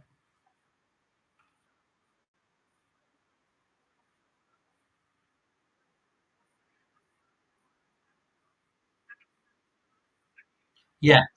That's total thing. Yeah, yeah. Now have a look at what Chelsea has spent since the beginning of June. Yeah, I mean, you see, again, this is where the vagrancies are. You've got a club like Brighton, who've got a brand new stadium. They've only had it there a few years. They're getting 20 odd thousand at a game. They're pretty good mid-table side. I'm not saying they didn't exceed themselves last year, because they did, but they're normally pretty strong mid-table side. They win some, they lose some. That's kind of how it is. But they're very, very well run, and they've made a phenomenal profit. And you must remember that they also get 105 million from Sky this year, 100 million in the last 3 years. So that's paid their wages for their players and everything else. It's astonishing the profit they've made. It's a fantastically run club, absolutely brilliantly run club.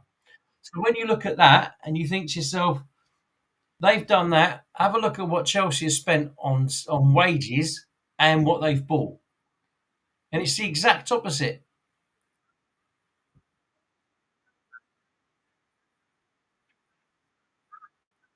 They're doing a brilliant job. Yeah, yeah. Incidentally, Manure against Wolves is still 0-0. Well, Man U, isn't it? Manure, so. Uh, so, well, I hope they are like that next week, because they're coming to Tottenham at the weekend. Um, so we look at I look at the teams in the Premier League and think how they survived and what did they spend. Brighton are far and away the best. I mean, it's phenomenal, absolutely, absolutely phenomenal what they've managed to achieve. I think it's astonishing, and it's not just that. You say 394 million. Obviously, that does include the add-ons, but look at what they bought them for. 130 million buying them, and they're making a quarter of a billion profit in a year. I mean, that is phenomenal. Quarter of a billion profit. That's 5 million a week. Sorry, 50 million a week. Sorry, no, that's right. 5 million. Yeah, quarter of a billion. Sorry, yeah. It's an unbelievable sum. You make 5 million a week. That's a lot of money. I mean, Spurs make that when they have a stadium day. That day, whenever Spurs go home, the not we're not talking about season tickets. We're not talking about any of that stuff. We're talking about the hospitality for the day.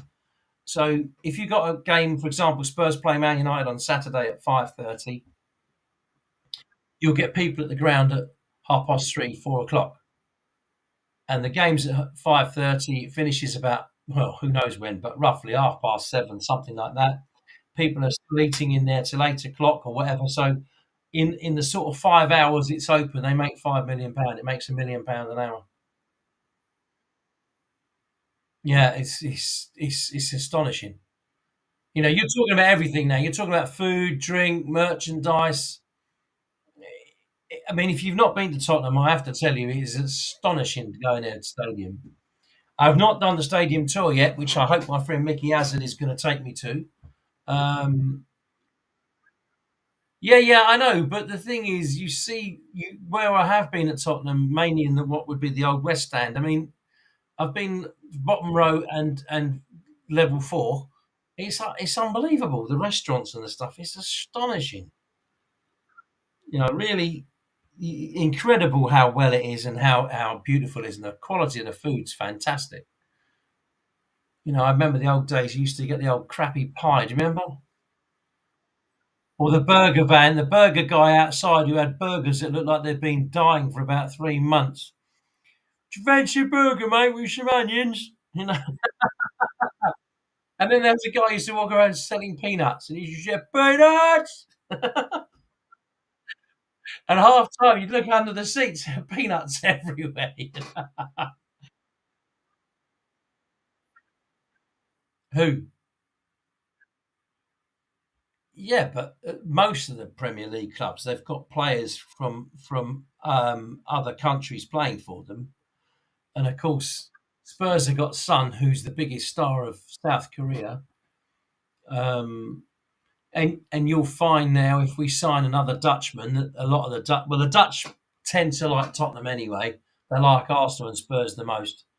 Um, so not a surprise with that. And you get a following.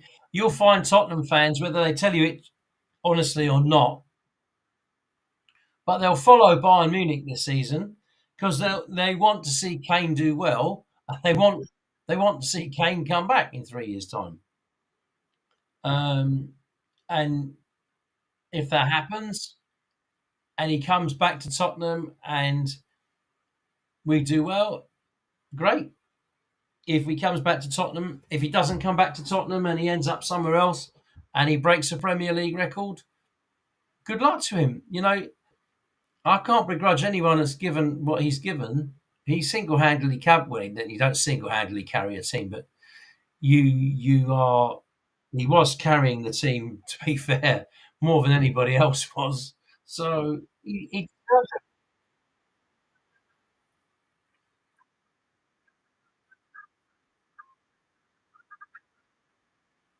well, you see, it's strange that you said that because everyone else says he'd go to Man United. But I look at this. Pep Guardiola's been at Man City, surprisingly enough, I think it's 8 years. I'm just going to double check that, but I think it's 8 years. I may be wrong, but I'm just double checking on this. So he's been at Man City since 2016, yeah? So obviously at the end of the season we're in 2024. So he's likely to be at Manchester City for at least another 2 years after that, yeah? He'll be 55 by the time we get to the end of 2026. That's 10 years. If he goes, which probably will, I think he doesn't need to do any more in football. He might become Spanish manager. That may happen. Do you think Haaland would stay at Man City?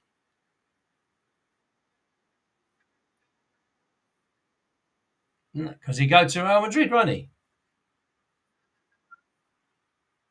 Right. So if I'm Real Madrid and I want to sign Mbappe, and I get Mbappe at the end of next season for 150 million, let's say,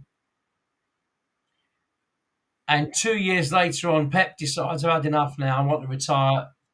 Um, Man City want to, will, and Real Madrid offer Manchester City 200 million for Haaland. So they'll end up pairing Mbappe and Haaland in 3 years' time.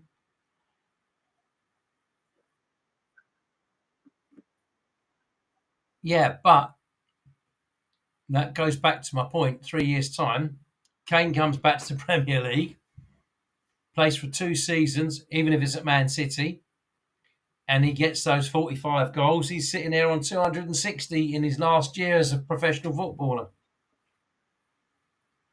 I can see that happening, but we'll see. I might not be here in 3 years' time. I might be downstairs or upstairs, depending on the way some of my students drive.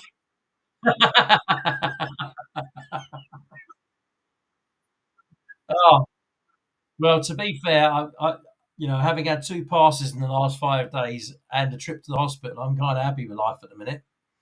Um, I've got some new people starting this week and next week, so you know, you need that. You need the new people because it keeps your income and it keeps everything going round and round and round.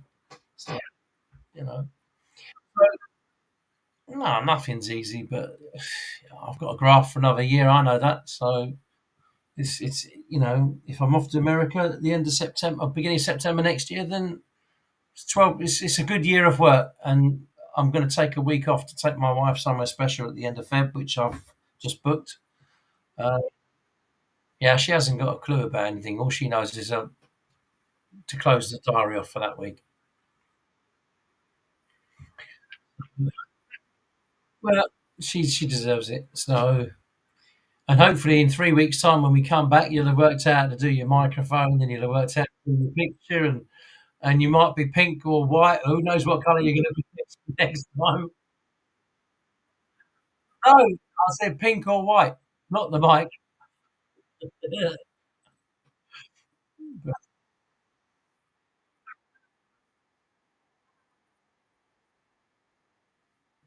Well, unplug the battery. Why don't you try and reset yourself for the last 5 minutes? See if it works.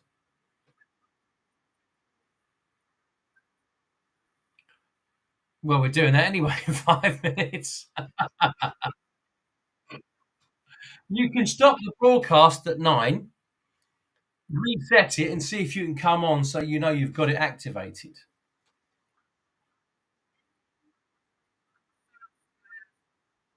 I will be a year older the day before. I'll be 61 the day before. Well, hopefully not, because I mean I've heard you sing. So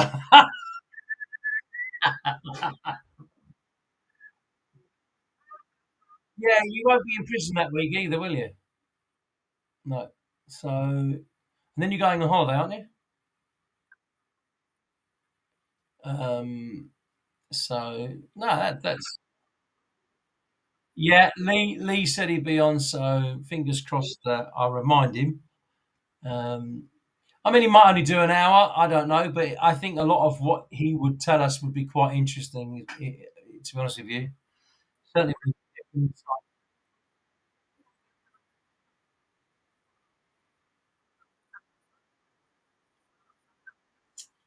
Yeah, it'd be interesting. So he can come on at 7, and we'll ask him some questions about 5 past for an hour or something like that. And I might be prepared about which year am I. So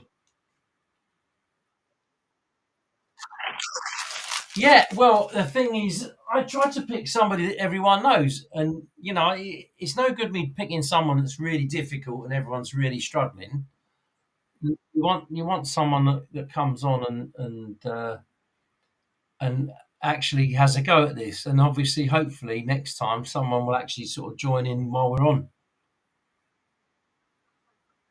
Well, that's the problem. You see, you can get people interested, and then they don't come on because they didn't see you, and then you might go another couple of weeks, and then if you get nobody watching, then you think to yourself, "Hold a minute, I'm doing this. Why am I doing it?"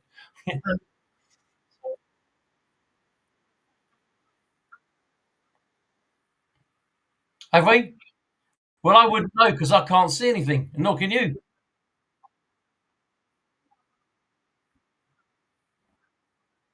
Hmm. Well, we're going back to the football match. It's still 0-0 at half time. Um, I play in a fantasy football league, which I run, and we have a league, the league points, and we also have a head-to-head league, which I like doing the head-to-head league. And the guy I'm playing is an old school friend of mine, and he's slippery because he made what's his face captain this week, um, Haaland, but triple captain, yeah. But I'm looking at his bonus points. He's got 6 bonus points to come max, so he's got 63, and he's got Mason Mount playing at the moment, and Mount has got 1 point, so he may get a couple more, which would make him 65. And my team, I've got nobody playing anymore, but I've got 67 points. However, I had Kane in my team, Mings in my team, me in my team, and Henderson in goal. So I've got 1 point to come from Mitrovic. So I've got 68. So I might scramble home with a win. Well, you can't. I can't know that Mings going to get injured the week before. I don't know Mings is going to get injured at the start of the game. I don't know that Kane was definitely going to go until after the bloody cut-off point was on this. So that was a bit rough. So didn't have a lot of choice here. But funnily enough, I put Kane out of my team. I've got rid of him, yeah, because I didn't think he'd score many this season for Spurs, which is not a surprise. So with work you've got tomorrow, you're doing your commentary. We're going to get together in 3 weeks' time. Spurs make contact to sign useless 35 million rated flop. He'd get eaten alive under Ange. That's got to be Lukaku, isn't it? I'm just having a look at the head page. Well,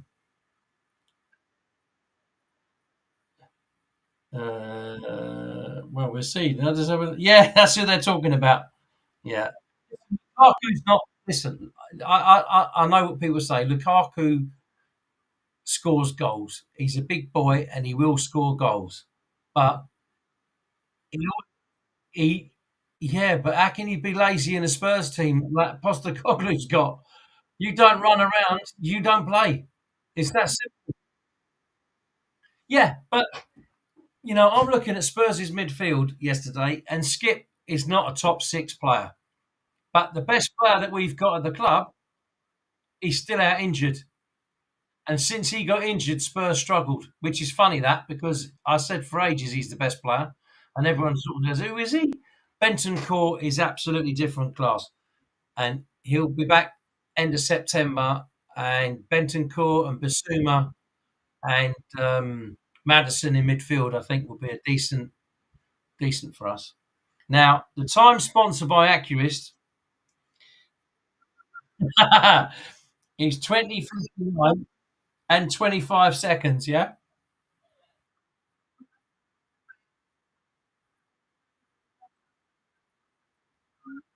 Well, they got to listen to you. They can't see you.